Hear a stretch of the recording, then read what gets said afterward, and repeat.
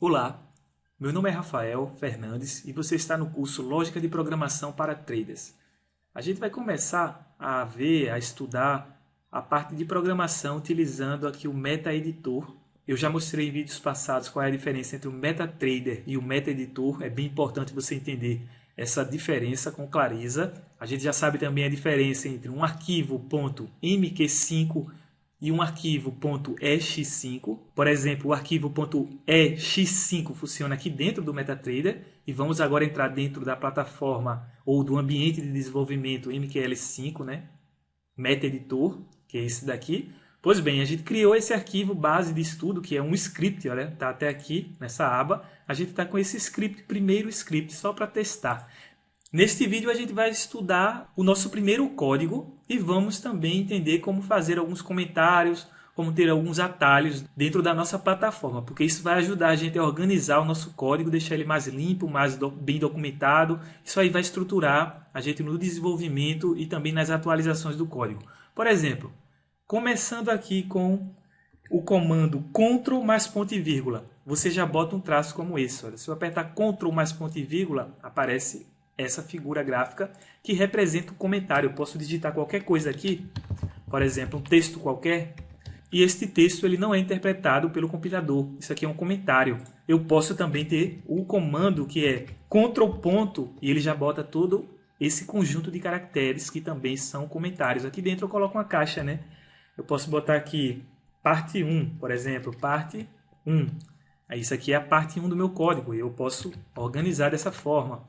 Enfim, isso aqui já ajuda você a fazer comentários. Veja que aqui é uma forma de um comentário, aqui é outra forma e temos também essa forma de comentário, que é colocando uma barra, um ponto, depois a gente dá espaço, colocamos um ponto e outra barra e agora a gente vai poder escrever aqui dentro frases inteiras. Olha. Se eu escrever frases inteiras dando aqui um Enter, sem me preocupar, tranquilamente eu posso escrever, no caso aqui, parágrafos, né? Um conjunto de frases. Então, eu tenho que ter as minhas frases dentro desses caracteres. Eu coloco uma barra para a direita e coloco um asterisco. Depois eu coloco meu texto dentro e fecho essa anotação aqui colocando um asterisco com uma barra também para a direita. Muita atenção a isso. Então, aqui é outra forma de eu colocar um comentário mais longo. E um comentário de uma única linha, só basta eu botar barra, barra. Pronto. Isso aqui é o comentário, por exemplo, de uma única linha. Aqui, única linha. Enfim, você agora já sabe, já pode utilizar isso aqui para facilitar a sua documentação do código. Veja que aqui tem um comentário do tipo Ctrl ponto, né? Já aparece tudo isso. Temos aqui o comentário Ctrl ponto e vírgula. E temos aqui uma cadeia de comentário que ele fez o quê? Ele botou duas barras, depois colocou um mais e saiu colocando o sinal de menos. Olha, sinal de menos. E finalizou aqui com o sinal de mais. Pronto. Você pode ser criativo aí para fazer do jeito que você quiser. Pode colocar sinais de igual, pode fazer o que você bem entender para facilitar aí a separação, a organização do seu código. Isso aqui é bem livre. Pois bem, vamos deixar assim. Então veja só. Isso aqui é o que? É a estrutura do algoritmo do nosso programa, né? Da nossa ideia de representar um problema do nosso cotidiano, no nosso dia a dia, para o computador entender, compilar aqui numa linguagem de máquina e executar para resolver o nosso problema do dia a dia. Então, dentro dessa estrutura, dessa concepção de algoritmo, eu tenho que entender, ter em mente que todo algoritmo, ele está baseado, né, para se construir um algoritmo, ele possui três principais elementos para a construção desse algoritmo. E esses três principais elementos são constantes, vou até colocar aqui, eu vou apagar, vou botar assim, elementos para construção de algoritmo.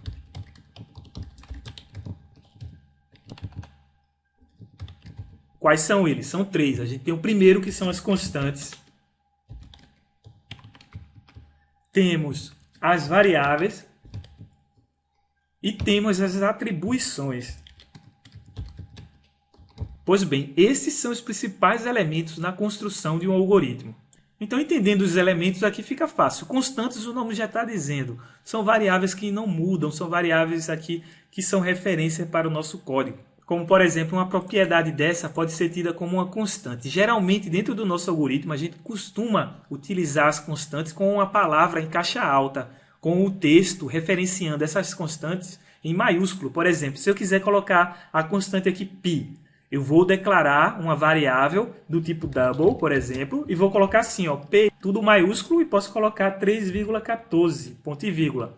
Vou fazer isso aqui é uma forma de declarar uma constante. Eu utilizo as letras em maiúsculo aqui. Só para você ter uma ideia. Daqui a pouco a gente vai chegar nessa interpretação aqui melhor.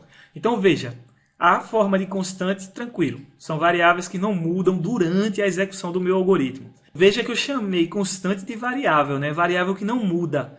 Pode ficar aí meio confuso, porque uma constante é um caso particular de uma variável. Você pode entender assim. O que é uma constante? É um caso particular de uma variável que não muda. Pronto. Então, eu posso dizer isso tranquilamente. Então, aqui, uma variável, por outro lado, o nome já está dizendo, ela varia, ela muda durante a execução do meu algoritmo. Essa variável ela vai tendo valores modificados, valores incrementados de algum modo, e isso vai tornar ela, né, como o próprio nome já diz, variável. Tudo certo? Na variável, para a gente fazer as modificações nas variáveis, a gente pode utilizar vários tipos de processos. Podemos utilizar laços de repetições, podemos utilizar atribuições lógicas, como a gente já estudou com cuidado em alguns vídeos passados. Podemos também fazer atribuições numéricas, enfim, vários tipos de atribuições, ou seja, modificações dentro dessas variáveis. Então a gente tem aqui atribuições, são o quê? São maneiras da gente processar, modificar e tornar essas variáveis funcionais a ponto de solucionar os nossos problemas.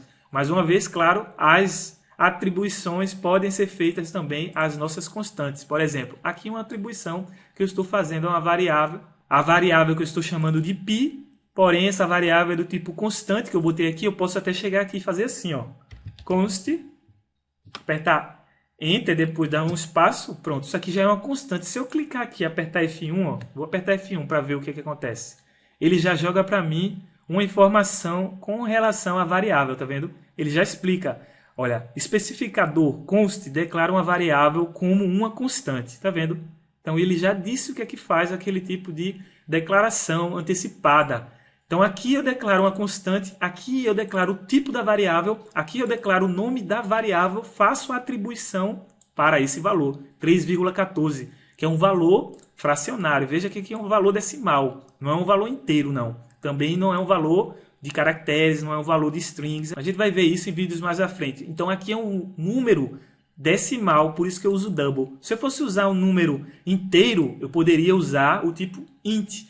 E se fosse outros tipos, como de data, enfim, vários tipos, a gente vai estudar alguns, porque o interesse aqui é só entender a lógica básica, mas a gente tem variáveis assim, eu vou até colocar aqui, ó, char, do tipo char, que é do tipo caractere, temos a variável do tipo int, que é do tipo inteiro, temos a long também, que é uma variável inteira um pouco maior, temos a float, que é decimal, mas armazena a metade do que o double, que também é para decimal, armazena. A gente tem aqui o string, a variável do tipo string, que é uma variável do tipo de conjunto de caracteres, conjunto de chars, que tem aqui é um char, é um caractere, e uma string é um vetor de caracteres. A gente tem também datetime. Datetime é uma variável bem interessante, bem útil, inclusive, porque é uma variável para trabalhar com datas e tempo.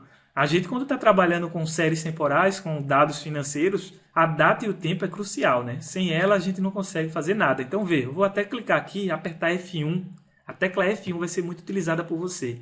Quando a gente faz isso, ele já mostra o tipo datetime é destinado a armazenar data e hora como um número de segundos decorridos desde 1º de janeiro de 1970. Veja só, isso aqui é a maneira dessa variável datetime interpretar a data e o tempo, ou seja, a data e a hora. Esse tipo de interpretação é feito segundo isso aqui, ó, o número de segundos decorridos de 1º de janeiro de 1970 até os dias atuais. Aí o que é que você pensa com relação a isso?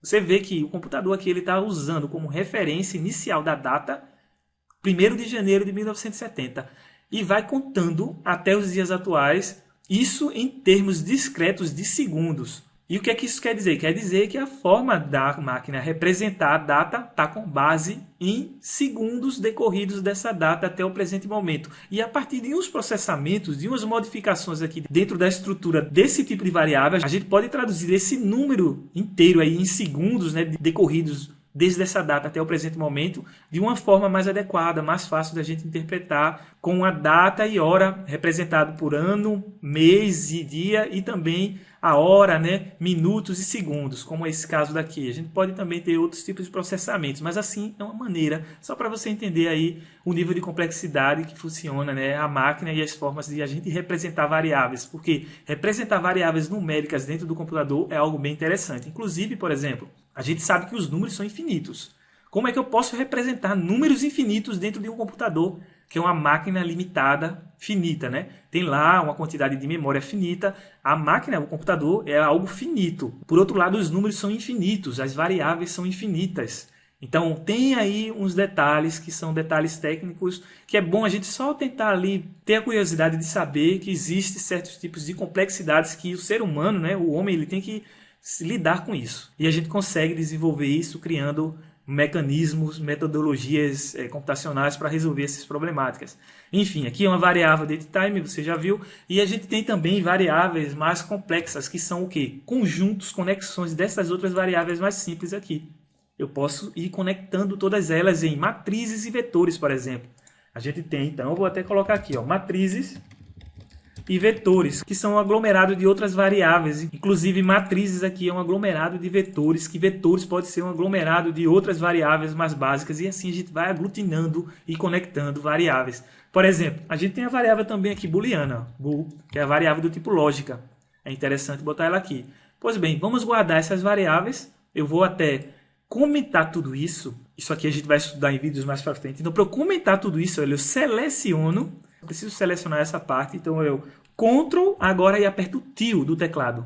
Apertei Til, Ctrl Til, ele vai e comenta todo esse bloco aqui de códigos. Pronto, comentei. Eu vou agora mostrar para você como é que a gente vai fazer o Olá Mundo dentro aqui do nosso código para finalizar esse vídeo. Então a gente vai vir aqui e botar um print, né, que é uma função muito clássica. É a função para printar na tela, mostrar na tela o famoso, né, a nossa famosa frase Olá Mundo. Olá Mundo. Que é a frase que todo mundo, quando está iniciando alguma linguagem de programação, ele digita, né? A gente começa fazendo esse código. Então ele está usando uma função que vai pegar e jogar no terminal lá do MetaTrader essa frase que eu digitei aqui dentro. Em outras palavras, essa string, isso aqui é uma variável do tipo string. Veja que eu posso até fazer assim, ó. Eu posso deixar do jeito que está, mas eu posso botar uma variável do tipo string e colocar assim, ó, vs, que é variável string, né, por exemplo, copiar tudo isso, Ctrl X aqui no caso, recortar. Vou agora dar um ponto e vírgula e colocar aqui vs. E agora, se eu executar, se eu compilar esse código, no caso, compilei, apareceu aqui um erro. Vamos só observar, né, quando esse erro aparecer, não vamos entrar em pânico, em desespero. Olha aqui. Erro porque, se eu der 2 cliques aqui, ó, ele vem para cá. Porque isso aqui não é um comentário, né? Isso aqui é um comentário em Python, isso aqui é um comentário em outras linguagens de programação. Mas aqui não. Aqui comentário é barra barra. Então a gente vai, bota barra barra, tá vendo? Não precisa entrar em pânico, né? Clica em compilar e ok, o código agora está todo certo, compilado. E eu posso observar esse código agora lá dentro do meu MetaTrader. Vamos lá ver no MetaTrader. Ok, agora aqui dentro do MetaTrader, vamos pegar aqui e observar o nosso campo de script. E foi esse o arquivo que a gente criou lá, né, ao compilar. Se a gente clicar, segurar e arrastar, soltando aqui no gráfico principal, pronto, olha, já veio para cá. Olá Mundo. Isso aqui não existia antes e apareceu porque foi executado uma única vez o script. Atenção, o script ele é executado uma única vez quando eu jogo aquele no gráfico. Ele é muito diferente de um robô e de um indicador, por exemplo. Guarde bem essas informações. Tudo bem? Entendeu aí? Vamos voltar aqui para o código. Então aqui você já viu, olha, eu declarei a variável, dei o nome a ela, ela tem esses valores aqui, conjuntos de caracteres, ela veio aqui para o print e apareceu lá na tela para a gente, o Olá Mundo. Eu poderia ter feito até isso, somado aqui e colocado Olá Mundo, aqui é pi, e botar igual. Por que eu vou fazer isso? Porque eu declarei pi aqui em cima, só para fazer a conexão com isso aqui que a gente colocou, né, que é uma constante. Eu venho e coloco aqui o pi, e agora temos um código que vai jogar Olá Mundo, aqui é pi. Veja que interessante. Vamos ver lá.